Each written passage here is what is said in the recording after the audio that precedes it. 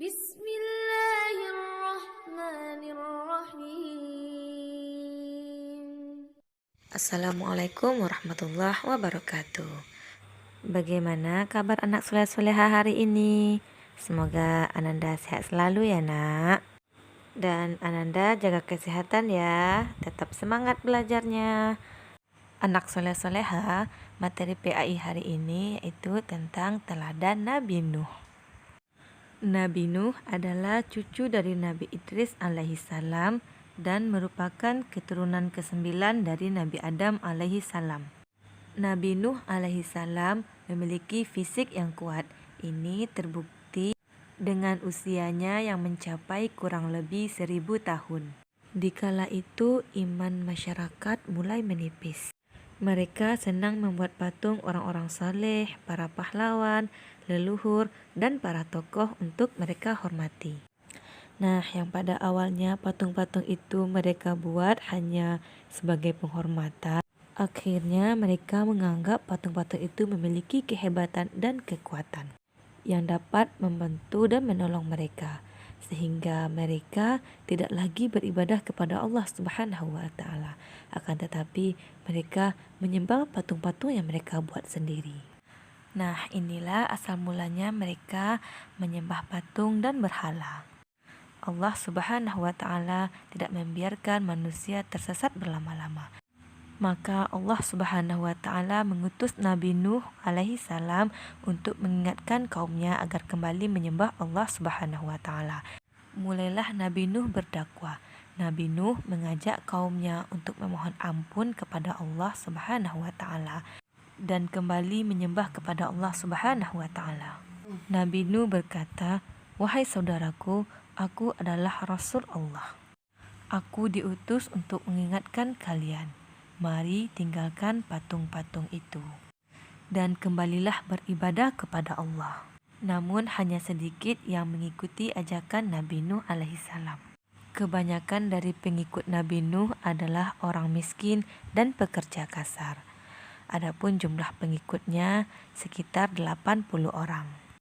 Dakwah Nabi Nuh berlangsung sekitar 950 tahun. Sebagaimana disebutkan dalam Al-Quran surat Al-Ankabut ayat 14. Sesungguhnya kami telah mengutus Nuh kepada kaumnya, maka ia tinggal di antara mereka 1000 tahun kurang 50 tahun. Maka mereka ditimpa banjir besar dan mereka adalah orang-orang yang zalim.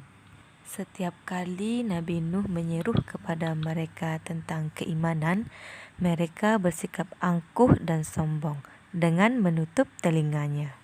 Bahkan mereka menantang Nabi Nuh agar mendatangkan azab yang diancamkan oleh Allah Subhanahu wa taala.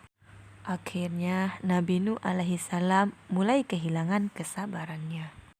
Kemudian Nabi Nuh alaihissalam mengadu kepada Allah Subhanahu wa taala tentang kaumnya yang membangkang. Setelah jelas ketetapan Allah Subhanahu wa taala bahwa kaumnya itu tidak akan beriman, maka Nabi Nuh alaihissalam berdoa kepada Allah Subhanahu wa taala. Adapun doa Nabi Nuh, "Ya Tuhanku, janganlah Engkau biarkan seorang pun di antara orang-orang kafir itu tinggal di atas bumi ini. Sesungguhnya jika Engkau biarkan mereka tinggal, niscaya mereka akan menyesatkan dan mereka tidak akan melahirkan selain anak yang berbuat maksiat lagi sangat kafir." Quran Surat Nuh ayat 26.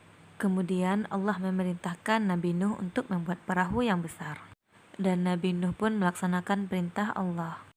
Ejekan orang-orang zalim pun semakin menjadi-jadi ketika mereka melihat Nabi Nuh membuat sebuah perahu besar di atas bukit, karena mereka tinggal jauh dari laut. Orang-orang zalim itu pun mengatakan Nabi Nuh dan pengikutnya sudah gila. Ejekan orang-orang zalim pun semakin menjadi-jadi, namun Nabi Nuh dan pengikutnya tetap sabar dan tetap tekun menyelesaikan perahu itu. Hingga akhirnya perahu itu selesai dibuat oleh Nabi Nuh dan kaumnya. Kemudian Allah Subhanahu wa taala memerintahkan kepada Nabi Nuh untuk mengumpulkan binatang yang berpasang-pasangan.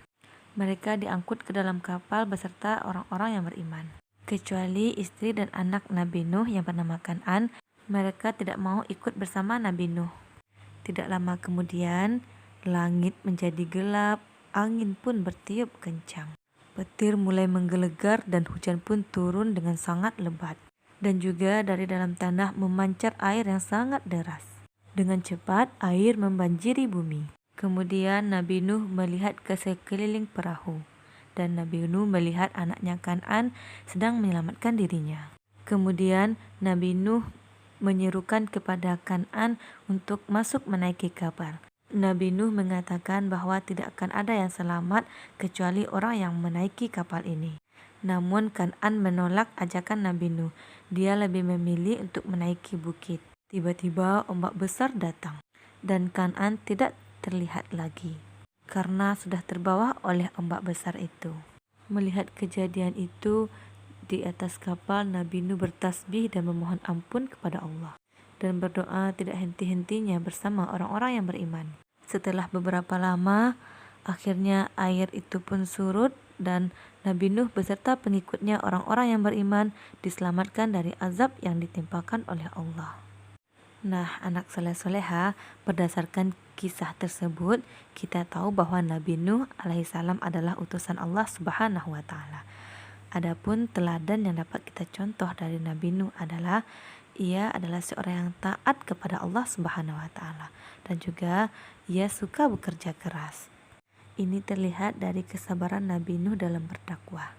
Meskipun dihina dan dicaci, Nabi Nuh tetap menyerukan untuk beribadah kepada Allah.